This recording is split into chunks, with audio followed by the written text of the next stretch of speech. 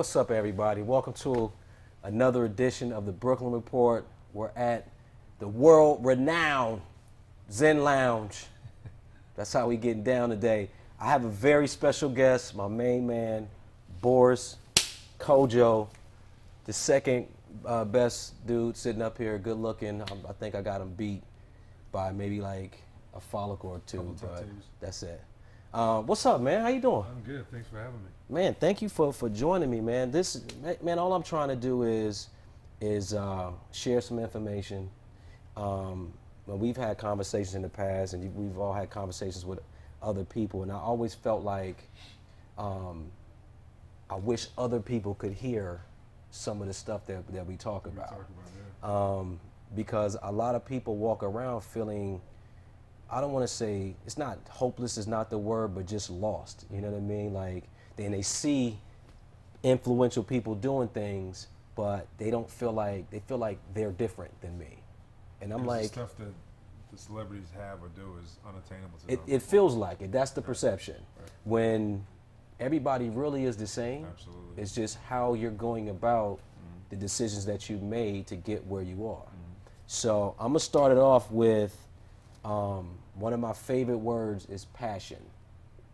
Okay, and passion in the sense of it's a biblically as Christ was willing to suffer for his love of man. That's the passions of Christ. So what is Boris passionate about? Well, passion is a big word for me too. It exemplifies everything and anything that means something to me, from the most important things like my kids and my wife, to dreams that I have, to goals that I set for myself. Every single day, I step in front of my door with a sense of passion, because if I didn't have that, I don't think I would be. I wouldn't have found my purpose. I wouldn't be successful. I think part of achieving your dreams or reaching your goals is definitely having an attitude or just a sense of purpose and sense of passion to go after the things you really want. So what was first for you? First for me was tennis. Tennis was my life. Growing up in Germany, that was my love. That was what I felt I was living for. My goals, and I knew I was going to be the best player in the world. And every day, I would spend 4, 5, 6 hours playing. And I would read all the tennis magazines, and I would have my heroes, and I would always envision, being, at Wimbledon or French Open and playing against these guys, and I think that passion let me down that path to a point where I did actually, compete with those guys and got to play in those places, and it's got me here. Tennis is the reason why I'm in the States. Tennis is the reason why I came here, got a scholarship, went to college, and then pursued other dreams that sort of developed over the years. So tennis was first. I think the next was acting, but again, acting wasn't a goal of mine as I was growing up. I had no aspirations in terms of Hollywood or anything else. Right. It just happened so that I ended up in the States on a scholarship, and me not speaking English very well, I went to acting class to speak better English. Oh, wow. So I went to class to learn techniques of breathing and and enunciation, and because I really wanted to lose my accent, or at least get better at speaking English. And that's how I ended up in acting class. And then while I was doing those acting workshops and doing repeat and all these basic acting exercises, I slowly fell in love with acting. So the passion, I guess, evolves over time as well. Yeah. You know, as you get to know something, you're being exposed to different things, and then after a while, you realize, okay, this is something I gravitate towards, and oh, this is my passion. So that those were sort of my main things, and in terms of passion. That's interesting. You know what I found was is like when you look at sports, or acting, or singing, or painting, like to me, it's all a form of like artistry. You know, creativity, performing in front of people. So it's to me, it's like, even though you say like you weren't really looking for that, it still has like the same kind of through line, because you still got to go out there and be creative. As an athlete, you know, you got to create shots, you got to create momentum, you got to create, you know what I mean? Like there's so much, and it's for entertainment purposes too. You know what I mean? And I find that through these things, like people can get inspired, just encouraged, like and that's really why this is so important to me. What would you say is or was like your biggest disappointment that you had to overcome? Because a lot of times people, you know, I tried that and it didn't happen, and so they give up. It's like, no, they're roadblocks in everything. Yeah, I think, you know, I think people experience disappointments on a continuous basis. I mean, we all fall down. We all have wins and losses, and I think that as soon as you give up control, as soon as you realize that that there's just things that are going to happen, and that you're completely powerless about. As soon as you realize that you should put your energy into recovery rather than trying to avoid pitfalls or avoid you know, downfalls or you know, falling down, I think that's when growth happens, and I think that's when you're really ready to not only learn from your mistakes, but also I think that's when you're a champion. I think winning is one thing, and winning sometimes means that you persevere when the sun is shining. I think you're a champion when you persevere through the thunderstorms and the hail and the snow. And I think that's one lesson that I learned pretty early in life, that it's not about not falling, it's about how to recover and how to get up. That's dope, man. Cause I don't think I've ever looked at it like that. And that makes total sense. It's like, if you anticipate the fall, like, you know what I mean? Like that should be where you should spend most of your time, is how to recover from getting hit. Like you're a boxer, you're gonna get hit. Absolutely. How do you respond, as opposed to, I'm not gonna ever try to get hit. I'm not ever gonna try not to get, you know what I mean? Like we're not in control. We're not in control of 99% of the things that happen in life. Right.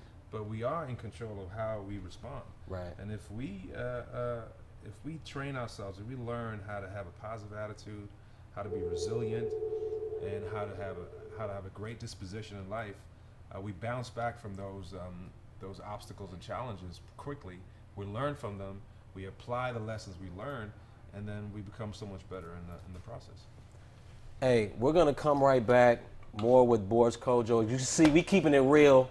Phones ringing, people coming in and out. We don't care. This is life. It's about getting it in right now. We'll be right back with the Brooklyn Report. And we are back once again with the Brooklyn Report with my special guest, Boris Kodjoe. And I got to remind myself later, I'm going to tell you how I was almost Boris Kodjoe. He doesn't even know it. He doesn't know it yet, but I got a special story. How do you feel about money?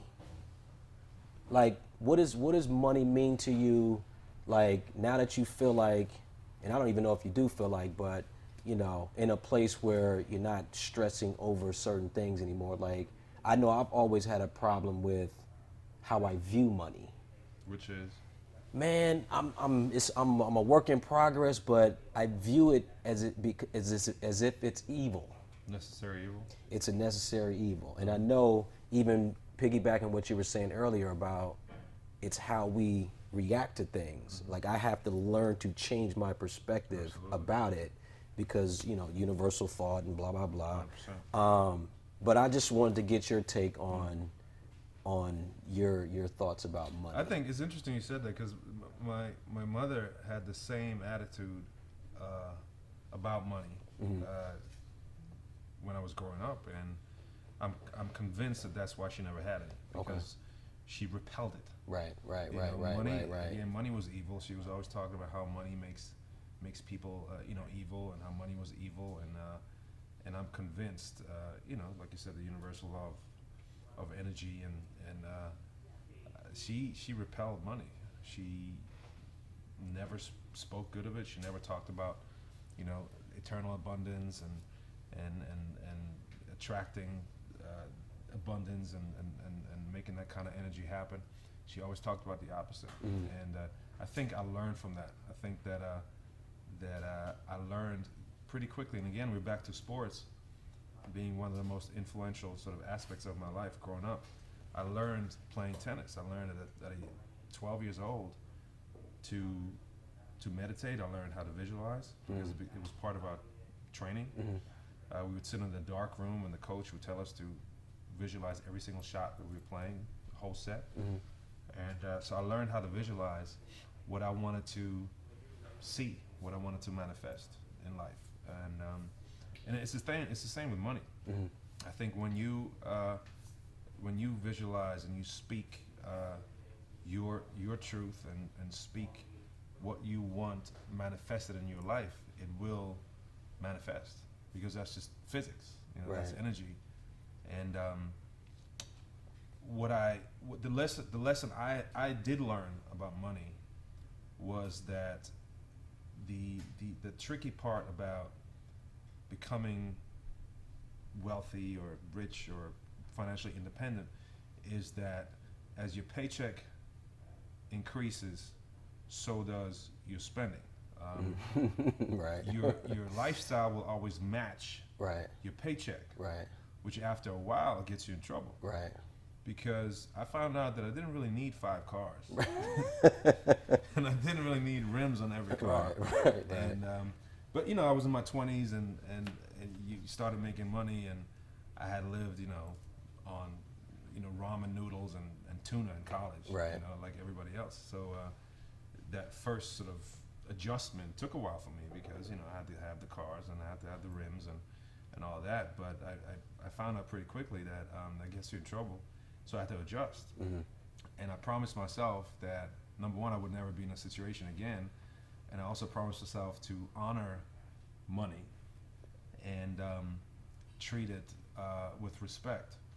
And I also learned how to keep my lifestyle at a manageable level where I have everything I need. I will always have everything I need. And so will my children.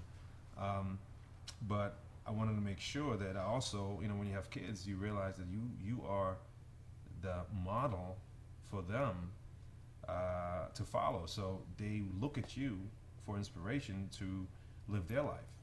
They will mimic your behavior in every aspect of life, from how you handle disappointment to frustration to how you handle money, success, how you treat people, how you treat their mother.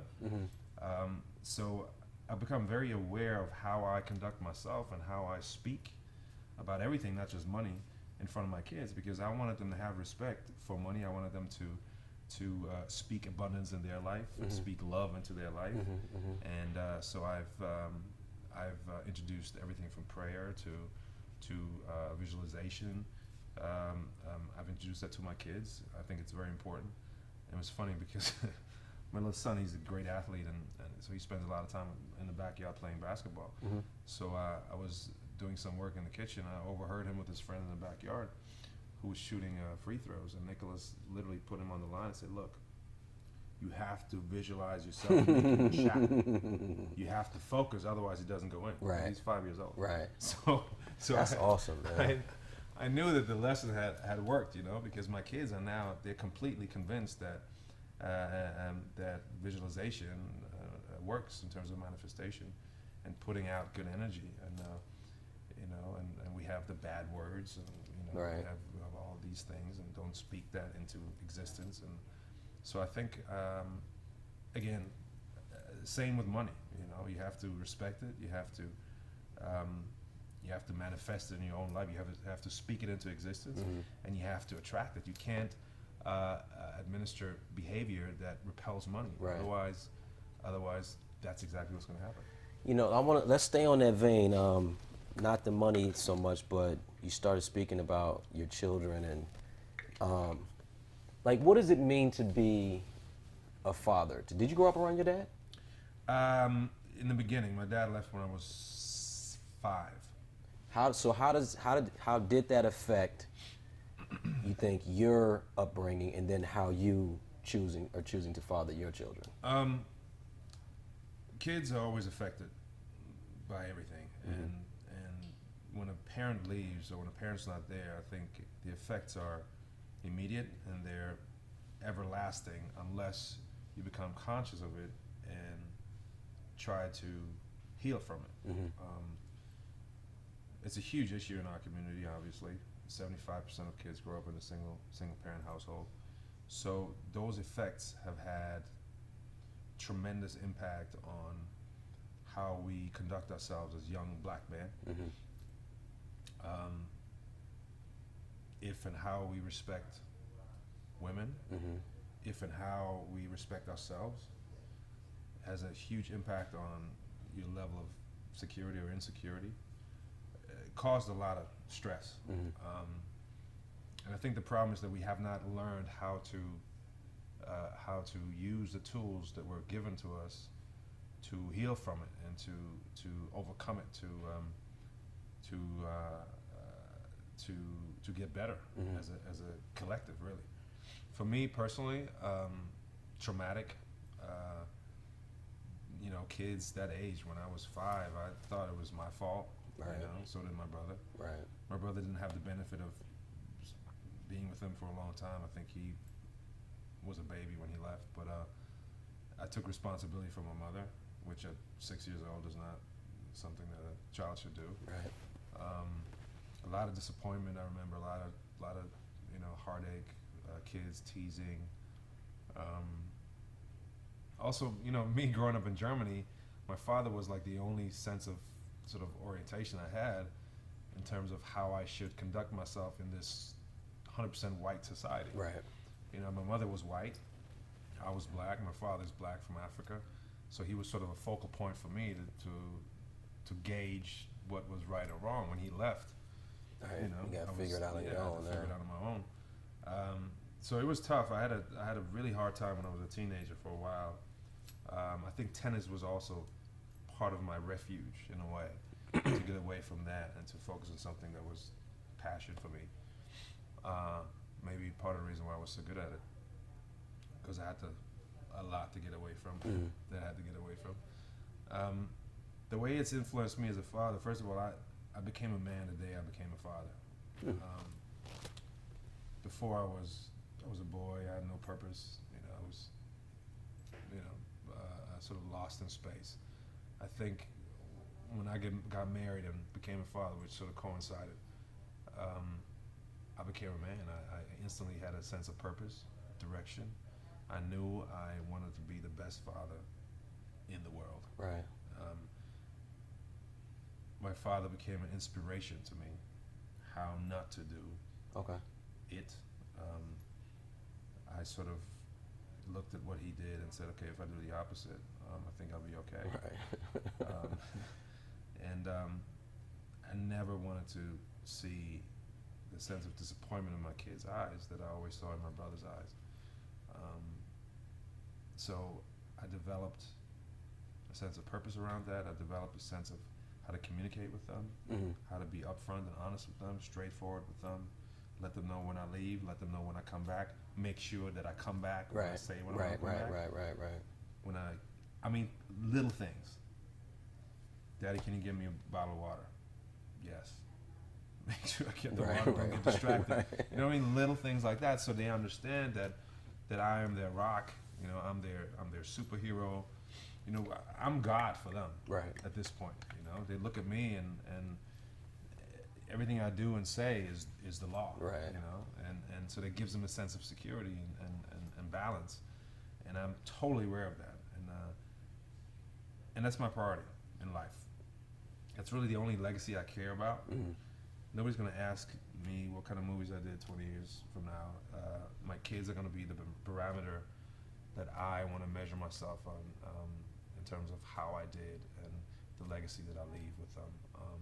So that's really what everything's about for me. That's my priority. Everything else falls into place by itself. I'm not worried about it. As long as I can come through the door and there's a daddy parade that goes down, I'm good. Yeah.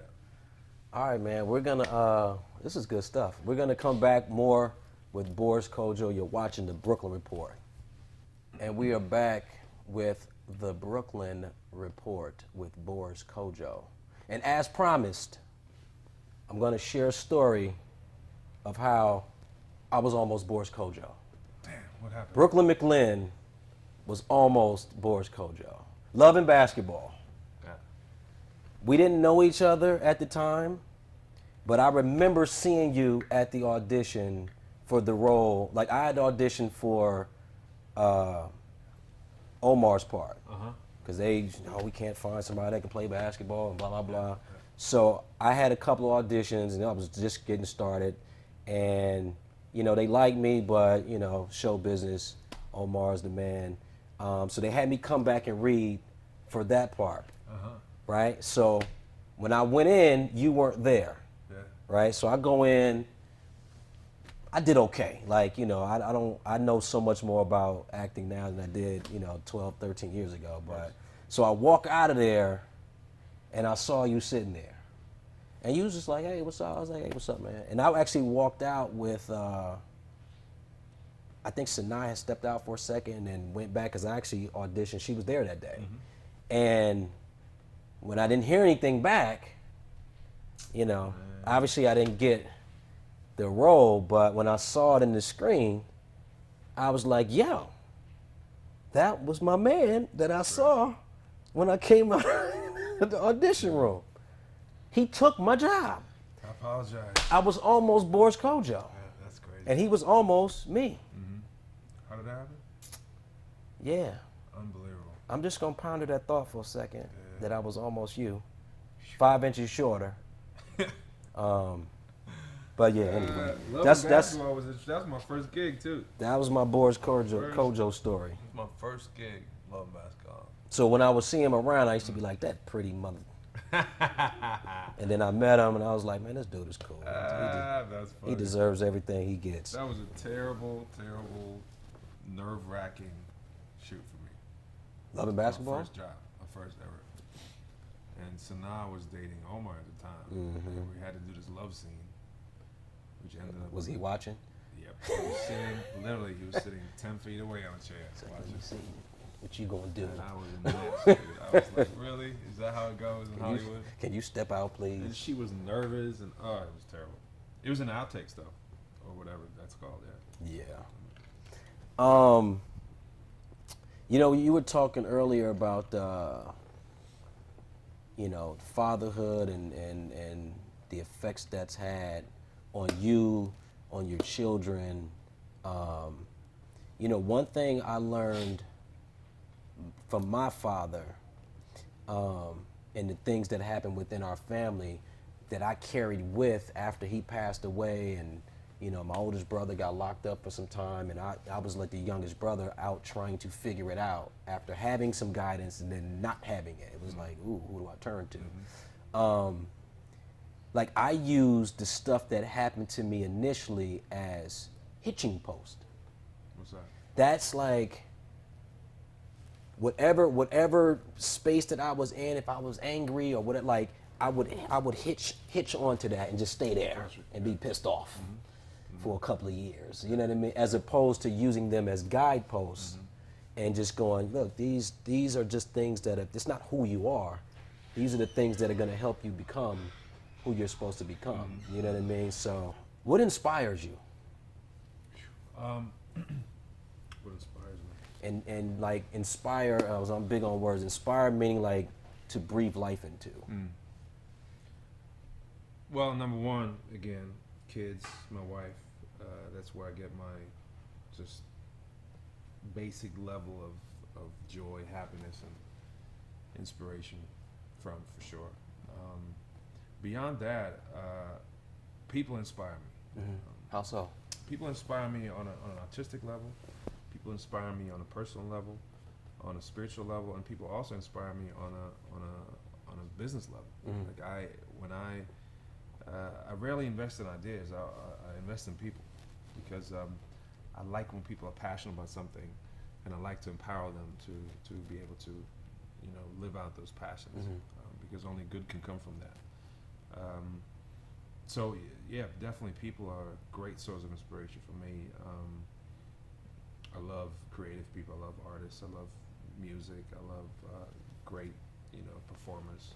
Who's somebody in particular, business-wise, that's inspired you?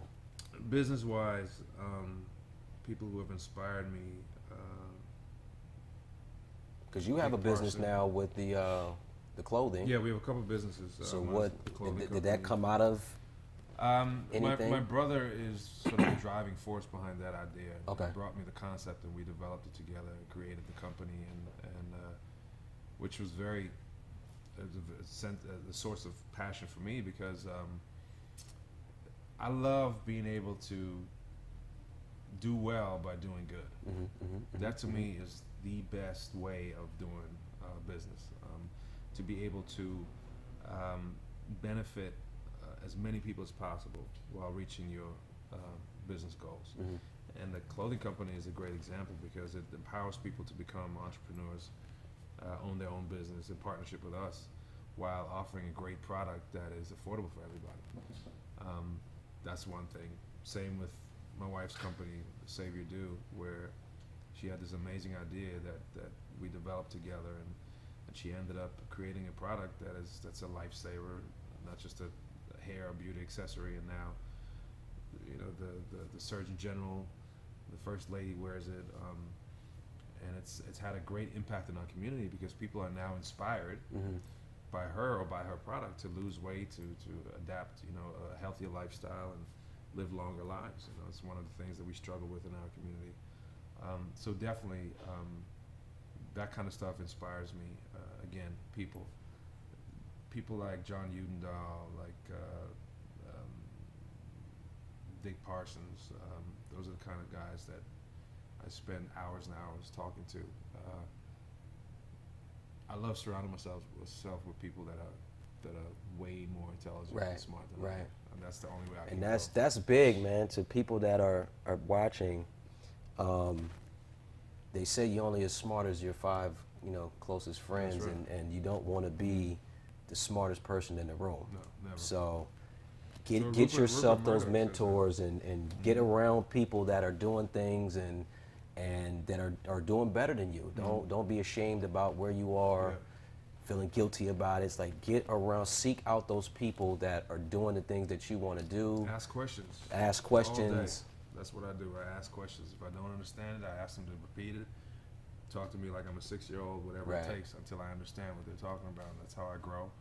Rupert Murdoch says that he doesn't have answers to most of the questions he's been asked, but he has the smartest people around him to answer those questions. And that says a lot about who he is. And it's not about ego. It's about trying to learn from everybody and everything. When you meet a person, that person's in your life for a reason. I don't care if it's for 30 seconds or if it's for 30 years.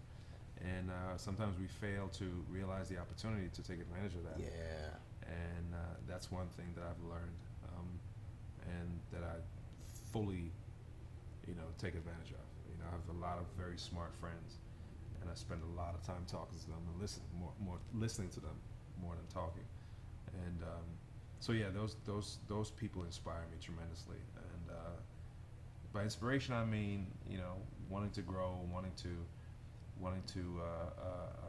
learn, wanting to take some of those lessons, some of those nuggets of knowledge that I get from them and apply them to my own life, and then also empower others. I speak to colleges and high school students and I talk about self-realization. I talk about personal branding. I talk about everything from confidence to being ready for life. One thing that I tell these students is, look, every day you leave your house, you have to be ready to meet the person that can change your life. Because again, in our community, we suffer from this lack of self-worth that affects a lot of young people. They walk around with their pants hanging under their butts and low self-esteem, and that low self-esteem then establishes itself or reveals itself in the way they talk to each other, talk to their girls and their parents even. And so we try to inspire and empower them to understand that they're worthy, number one, and that they can achieve anything they want if they apply some of these very easy tools to their everyday life. And if you tell a young cat at 15 years old that your life can change any moment. You don't know. You don't know who you're going to meet, where you're going to meet him, when you're going to meet him. But if you're not ready, you won't ever know that this opportunity passed you by. Right, unless you're looking for it. And that clicks with young people. They understand immediately what that means. So as much as I am inspired by others, I also try to be an empowering and inspiring force to people that come behind me. That's big, man. I've never thought about it like that. Like, every day that you leave your house, be prepared to meet the person that can change your life. Never know. In any area. Absolutely. It doesn't matter. Could be anything. That's big. Jesus is everywhere. Yeah. You know what I mean? Yeah. And it could be in form of a teacher. It could be in form of an executive looking for an assistant. I met my assistant that way. I met my assistant at an autograph signing that I was doing with my wife, and she was so articulate and focused and talked about herself and her goals that we hired her on the spot. She wasn't there to get a job. Right. But you never know. You never know what happens. You can meet somebody in an elevator, and people don't realize that your opportunities are limited in life. There's only but so many opportunities you will have. So why shut yourself off to parts of them by not being ready? And that's one lesson. Again, I got to go back to tennis that I learned from tennis, because one of the things my coach always told me was like, look, always keep your sneakers tied. Which is exactly the same thing. Yeah. You know what I mean? Yeah. And it applies to basketball when you're on the bench. It applies to everything in life. Stay ready. You don't have to get ready. Stay ready. Exactly. So Man, that's what I teach my kids. And this is why I wanted to have this guy on here, because I've been knowing him for a long time, and these are things that people wouldn't get that from you. Like, everybody's so consumed with how handsome you are and the thing, your family and the kid, everybody's so pretty and beautiful, and say that. And it's like, this dude is so full of knowledge, you know what I mean? So thank you for coming down, man. Thanks for having me. I appreciate it more than you'll ever know. Thank you. So I appreciate you. Brooklyn Report. Yep. It's coming soon. We're dropping gems, dropping nuggets. And I'm Brooklyn. I'm the best looking guy up here, and this is Boris Kodjoe, the second best looking guy up here. Bye.